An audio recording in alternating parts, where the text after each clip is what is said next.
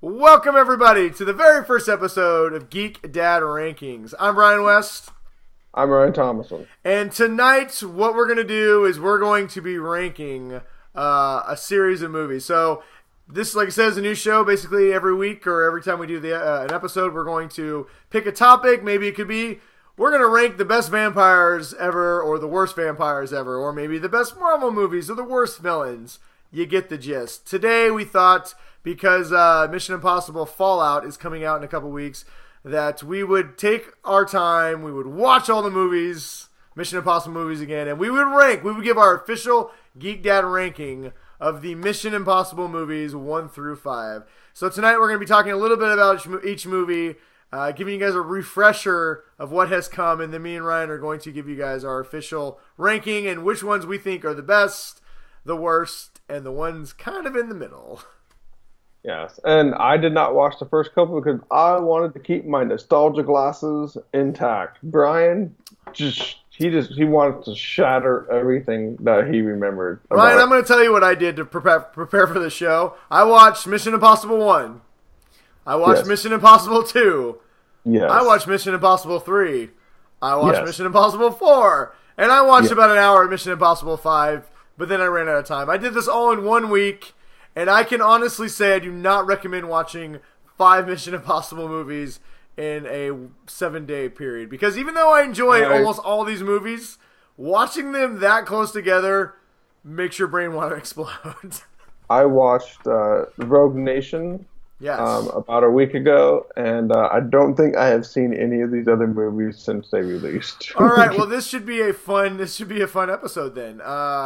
One of us will be more prepared than the other, and we'll see how this goes. It's not about being prepared. It's just that I didn't want to change my ranking from how I remember the movies. All right, fair enough. I'm going to be going more from I just watched them perspective, and Ryan's going to be going from a much more nostalgic perspective of which movie he likes the most. So, like I said, at the very end of this, we're going to give you guys our official rankings.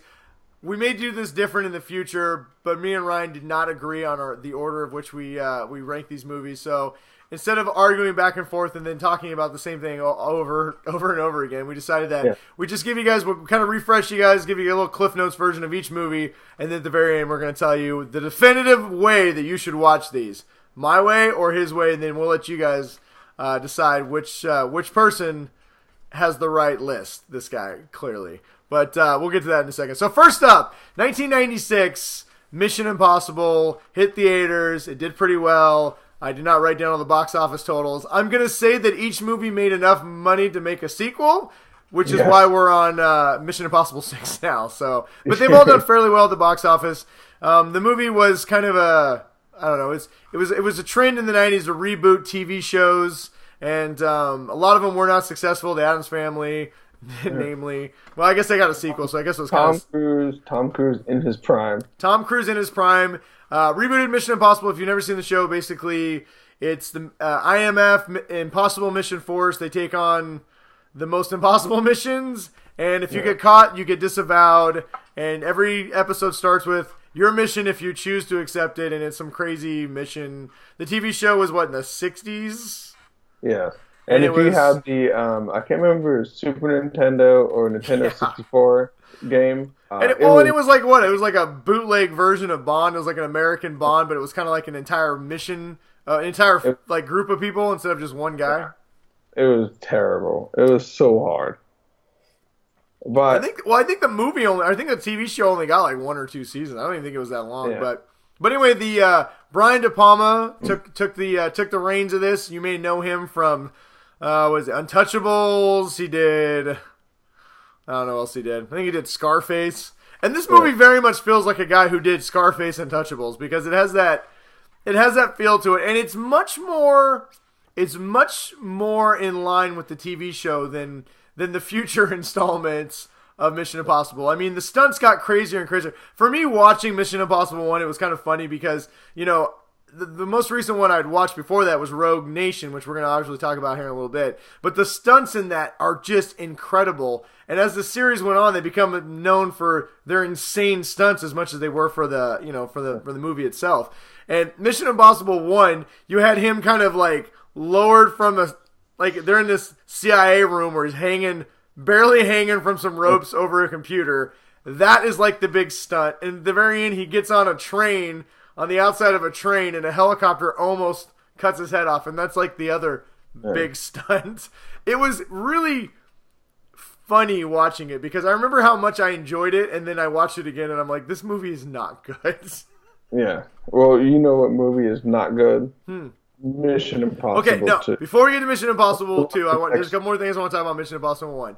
The highlights of Mission Impossible 1 for me were John Voight as a villain. It had the original Mission Impossible had a really good cast. Like you said, Tom Cruise was in his prime.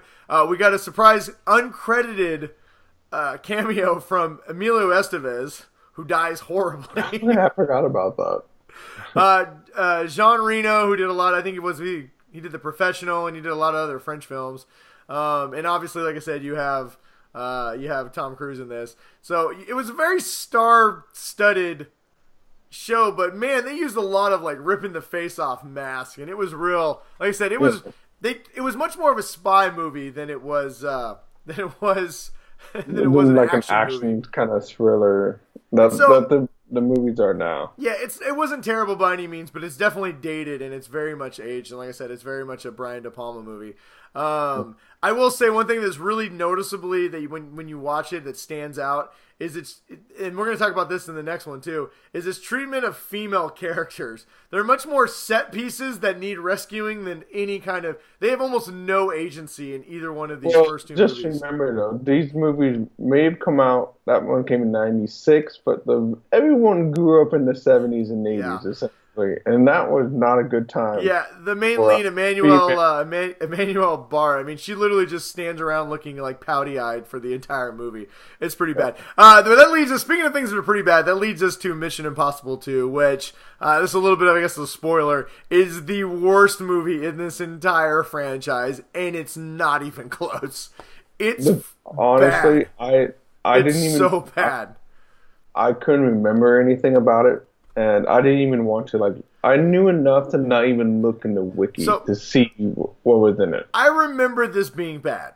But I also remember John Woo was really big in the late 90s and early 2000s. And I remember, he's real known for, Hard Boiled and a lot of these, Hong Kong kind of crime thrillers. Yeah.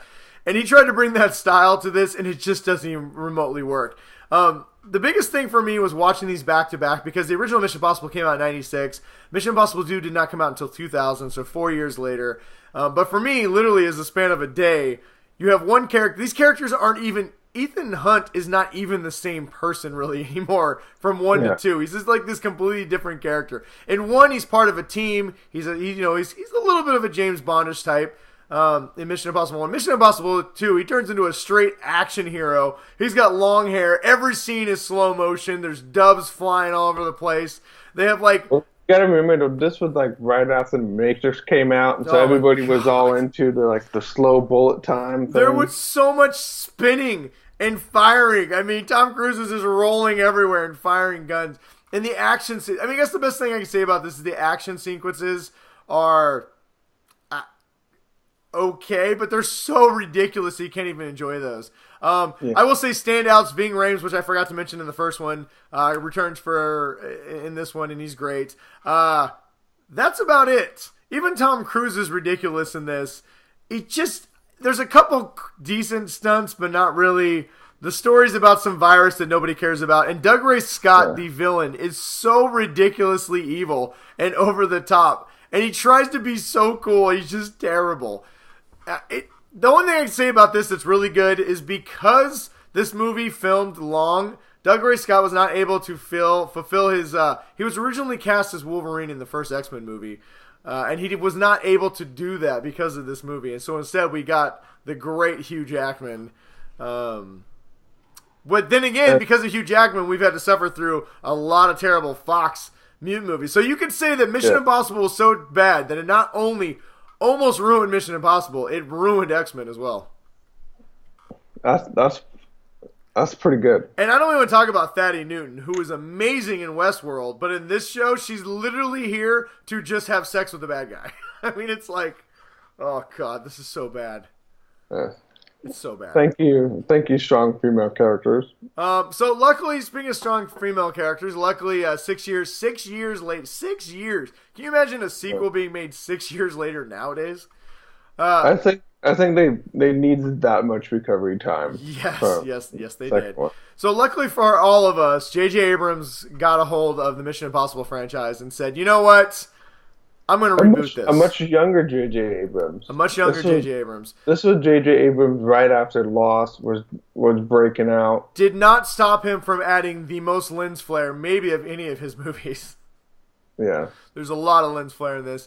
But you know what? He said, you know what? We're done with these terribly written female characters. We're going to bring some strong female characters. We're going to give them some agency. And we're going to redefine what Mission Impossible is. And it turned it much more into a group movie versus an individual movie. It kind of took it back to its roots. This one follows Ethan Hunt is now, he's given up being a field agent and he's a trainer. And he falls in love and he gets married. And then one of his best students goes missing and he goes to rescue her. And that is such a great role from Kerry Russell. You know, she's only in the movie for maybe 10 minutes, but God, she owns every scene she's in. I loved Kerry Russell in this, and I was really disappointed she was not really in it as much as she could have been. And Philip Seymour Hoffman was also. Well, before we get to Philip Seymour Hoffman, we got shout out. Like I said, female characters in the first two movies, awful. This one, you have Michelle Monaghan playing Tom Cruise's wife. Yes, she's very much like, oh, I need to be rescued. But then by the end of the movie, she's literally she saves Tom Cruise, and without her, they both die. She's watching. Great performance by her. Maggie Q. Tom Cruise running scenes. Yeah, oh yeah. Maggie Q is great. Dude, Tom Cruise runs a lot in this. He's not a great runner, but whatever. And there's a perfect JJ fanboy moment when the plane's going to take off and Tom Cruise comes driving on a motorcycle in a leather jacket down a runway. And I'm sitting here watching it knowing J.J. Abrams as we do now. I mean, you know, because we're all tight and all. You know, that guy loves movies as much as any of us. And I'm just like, you know what? When he got this, he's like, I'm throwing in a Top Gun scene. But Maggie Q is one of the new agents. She's great in this. It's great to actually see some characters, some men and women working together that are not just props. And to your point, best villain possibly in this entire series, we get in episode 3 with Philip Seymour Hoffman, who is evil as hell. Yeah. And this is also one of his last movies that he ever did. No, he did a few more. He didn't die until recently. Because he did the Hunger Games. Oh, that's right. Mission Impossible 3 came out in 2006. For some reason, I thought this was like one of his last movies. This was one of his last big mainstream movies. He did a lot of smaller projects after this, but he's great in this movie. Definitely elevates it. Jonathan Rhys Meyers is really good.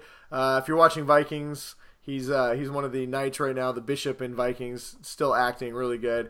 Simon Pegg, we get introduced to Simon Pegg. He's the new and notable addition in this. We also had Lawrence Fishburne, but I don't think he's ever come back for any of the other ones. But no, Lawrence Fishburne hasn't, but Simon Pegg still sticking around. Simon Pegg has been a new mainstay. He's in 4, 5, and 6, and he's great. Brings a lot of humor in this. We don't get we get a lot of Ving Rhames in this. We don't get as much Simon Pegg. They kind of flip flop in the next movie, but overall, Mission Impossible 3 rebooted this entire franchise. And honestly, every movie we have now since Mission Impossible 3 is kind of basically Mission Impossible 3 is where it starts. Yeah, all the ones now are basically built off of 3. Off of 3, one and 2, not really so much, but all the movies from here on, it's 3. Yeah, it's basically 3 is the new 1, and then it takes off and it kind of builds from there. But yeah, honestly, super strong. I will say, watching it, you can tell it's one of JJ's early movies because it's so chaotic. It jumps from scene to scene to scene. Yes. I started losing track of where they were because they must have jumped to 30 locations, and I'm like, it's just bouncing around. Like, I'm glad that JJ kind of slowed down a little bit as he got older, but it works with the movie. It's a great spy thriller, not quite crazy like Bond, but and nothing wrong with James Bond, but it's it's a strong movie, got a lot of heart, gets to the actual character of Ethan Hunt. It might be the most character driven of all of these movies. it's less of Mission Impossible and more about Ethan Hunt and his friends trying to save his wife, right? So, like I said, you could tell it's a J.J. Abrams story, and very much good. Super strong entry. That led to, but then again, even though as great as it was, we had to wait 5 more years before we got Mission Impossible 4, which really started introducing us to the insane stunts. Mission Impossible 3 had one where he swung off a building, and that was pretty cool, and did some base jumping. But Mission Impossible 4 took the Tom Cruise stunt level to literally the next level when he climbs on the outside of the world's tallest building in, I don't know, what town is that? Dubai. And you feel every minute of it. It's one of the first movies shot with IMAX, almost entirely in IMAX cameras. And the way they do that, I remember seeing this in the theater, and I got vertigo watching this movie. Like, you're sitting in the theater like, oh, I'm getting a little queasy. Because they literally had Tom Cruise out on this building. And now, obviously, they had wires and stuff. But still, the balls on that guy, to even with a wire, to be hung 160 stories up on the side of a glass building. No way. Well, the insurance must have been astronomical on that movie. Yeah. Real quick, can I go back to Mission Impossible 3? Drove me nuts, the rabbit's foot. That was the thing everyone had to get, and they never did tell what it was. Damn you, J.J. Abrams, and your sneaky mystery boxes. Yeah. Oh, God, I forgot about the rabbit's foot. Yeah, the rabbit's foot. All right. So anyway, Mission Impossible 4 brought back Simon Pegg. Simon Pegg. God. Brought back Michelle Monaghan in a small role, and also Ving Rhames in another small role. We got new characters with Paula Patton as the new female agent, who continues the trend of giving us very strong female characters. Also brought in Jeremy Renner, who was very big at the time, just got off Avengers, and Josh Holloway, who just had come off Lost in a supporting cast role. Solid cast. It continued the trend of bringing in new agents and then working together as a team. Mission Impossible 3 kind of launched this thing that we almost have now with Fast and Furious, where you quit one or two person and now it's this team working together, really cool team to solve a bigger problem. And, if Mission Impossible 3 started it, Mission Impossible 4 really built on that. Directed by Brad Bird, who did, up until this point, only animated. He did The Iron Giant. He did The Incredibles. And I think this movie versus all the other movies really shows that, right? He really makes these characters people, right? Not where Mission Impossible 3 was driven by the characters to be like secret agents and just do these incredible things. Mission Impossible, what really struck me about Mission Impossible 4 is like for instance, Ethan Hunt in other movies, when he had to jump out of a window, would just be like, all right, let's do this, and just jump out of the window. In this movie, every time somebody had to do something crazy, they're like, oh my God, do I really have to do this? Like when Ethan Hunt has to go out the window, he's just like, what? What do you want me to do? And Brad Bird really humanizes these characters in a way that has not been done in any of the other Mission Impossible movies. So, if Mission Impossible 3 brought character, this brought real people, humans, trying to do this job. And when I watched this recently, it really struck me that it's like if me or you had to do some crazy stuff, how we would react, right? You want me to do what? Fine, I'll do it. You'd stop and think about it. Yeah. Well, and not just that, in previous movies when, Brad Pitt would hit a wall swinging at 20 miles, 200 miles an hour, he just kind of bounced off. It looked like it hurt, but he just kind of... Yeah. Well, he would, Tom Cruise, he would bounce off a wall and you feel it, but he got up and just ran away. In Mission Impossible 4, every time they take a hit, every time they do something, you could see that they feel it and they continue to feel it, right? So it really brought this superhero aspect down to a more, these people are still doing superhero things. I mean, it's Mission Impossible, but they made it more bumps and bruises along the way. Yeah, and so that was really the thing that stood out for me with Ghost Protocol is it really raised the bar with some of the incredible stunts. I mean, there's one where these cars crash, they can't see each other because there's a dust storm, and you're seeing it on a radar, and Tom Cruise is just waiting, and the last second he jumps out, and this car comes out of nowhere and just flip. Like I said, it was intense. It wasn't nearly as frenetic as Mission Impossible 3. they went to a few scenes, but by the end of the movie, you were ready kind of for them to wrap it up. But like I said, this is the one that kind of humanized everybody. Mm-hmm. And that was that. And then you get Mission Impossible 5, which in a lot of people's opinion is the grand of force. It's the pinnacle so far. It took everything we liked about all the other movies except for Mission Impossible 2, and that's just we're not even gonna talk about that one. Yes. And it elevated all of it, especially the action sequences. More than anything, director Christopher McQuarrie, who's doing this new one. What's the new one called? Fallout. Mission Impossible Fallout. I have to say, I think Mission Impossible 5 might be the funniest and have the most insane action sequences.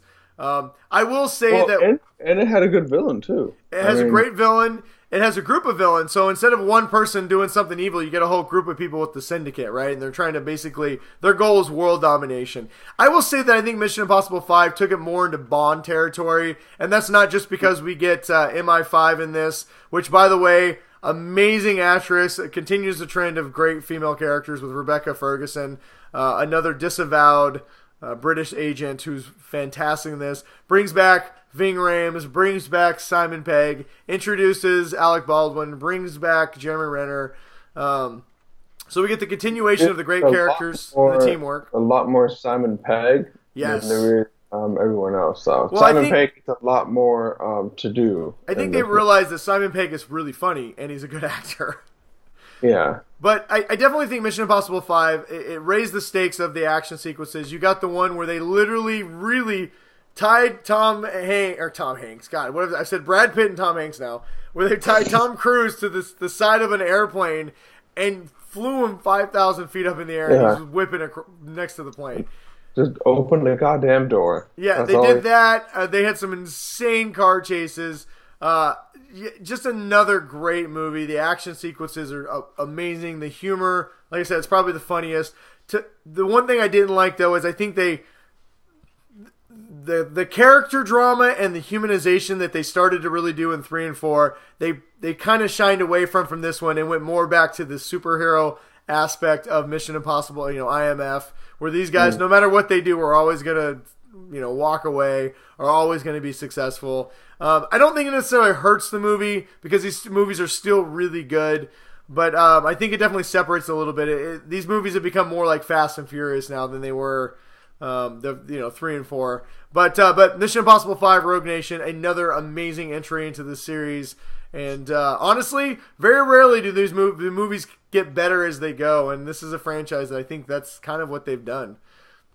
Yeah, it's definitely it's really high up there. Yeah, and so we have not seen Fallout yet. From all accounts, it's really good. It's coming out in the next couple weeks. We'll be reviewing it on our show. I'm definitely going to be checking it out. But there you go. There's a little recap of Mission Impossible. And now, for what you guys have all been waiting for, we are going to rank these movies. And I'm going to make fun of Ryan because his list isn't as cool as mine. All right, so first up, number 5, the fifth. We're going to go from worst to best. So number 5 is the worst movie. I think we're in unanimous decision. I'm going with Mission Impossible 2 as my absolutely terrible, Not only is this movie bad, it should not even be in the same category as the rest of the Mission Impossible movies. And like I said, I remember absolutely nothing about it, and I think that was enough to tell me to not even just wiki it, just to try and remember anything. That's just how much I knew not to care about this movie. So I'm glad we're in agreement, at least on one. All right, so number 4. What'd you go with number 4? Number 4, I had movie number 4, the Rogue Nation. Ghost Protocol. No, number 4 is Ghost Protocol. Yeah, that's right, Ghost Protocol. Wow, you are so wrong. I don't even know where to start with you. I had Mission Impossible 1. It's a decent little movie for what it is, but it aged terribly for me and the female characters. It's not even about female characters. I don't like any characters that are basically props standing in a movie, and it was really bad. I think you did yourself a disservice by rewatching it. I think if you had not rewatched the first movie, you might have ranked it higher. So you're going with nostalgia as why you did not put Mission Impossible 1 as number 4. All right, fine. So moving on, our number 3 movie, and I really struggle with this one a lot. But I went with Mission Impossible 3 as my third movie. I really enjoyed this movie a lot. But man, I go to a movie to see Spectacle, and 4 and 5, the Spectacle in those two movies, I could not get past. So I went with Spectacle over Story, and I put Mission Impossible 3 as my third best movie. Now we can both agree that after Mission Impossible 2, these are all good movies. So these are 4 good movies and 1 really bad one. But it was so hard to rank them. That's why we couldn't even come to an agreement. So we decided just to keep it real. So what'd you get for number 3? My number 3 movie was actually Rogue Nation, the number 5.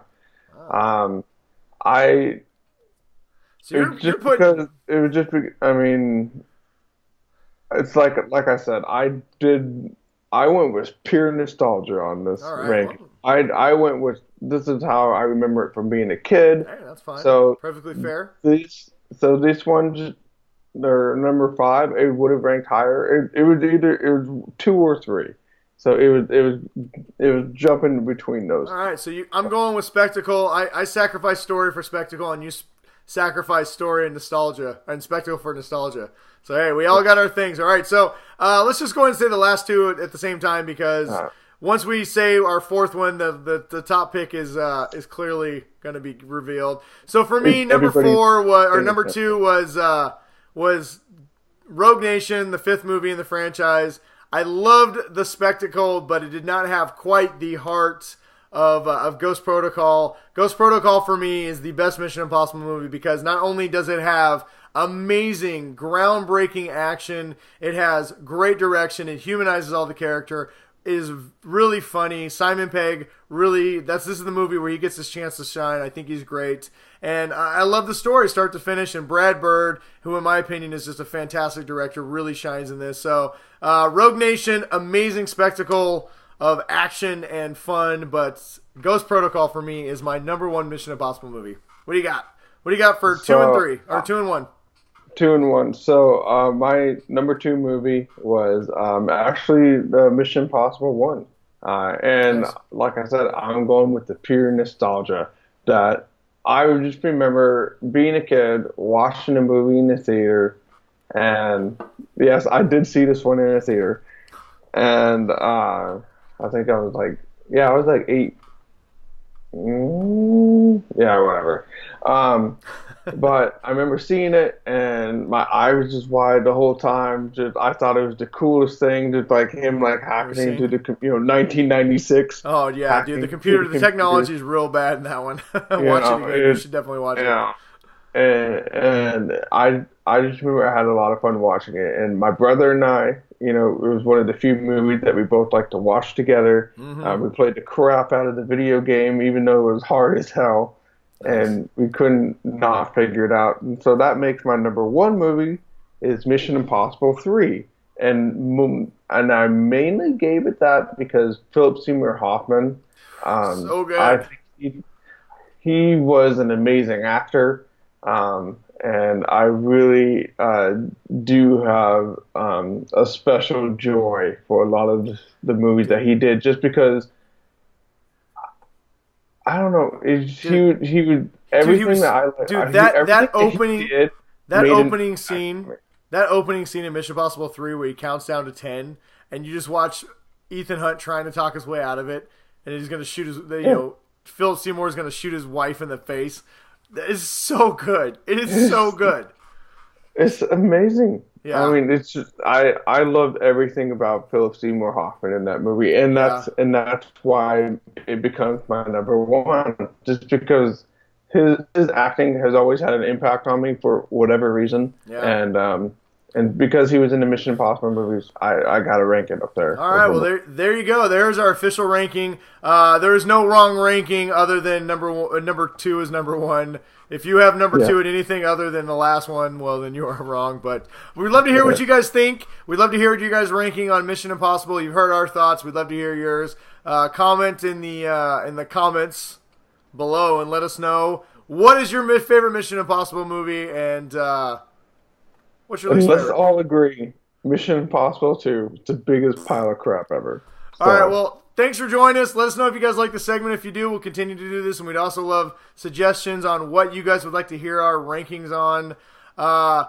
Check us out on Facebook, Twitter, all the places you can find us. Send us a like, subscribe, and make sure you guys share with your friends. Thanks for joining us. Until next time, everybody, stay awesome. And stay nerdy, everyone.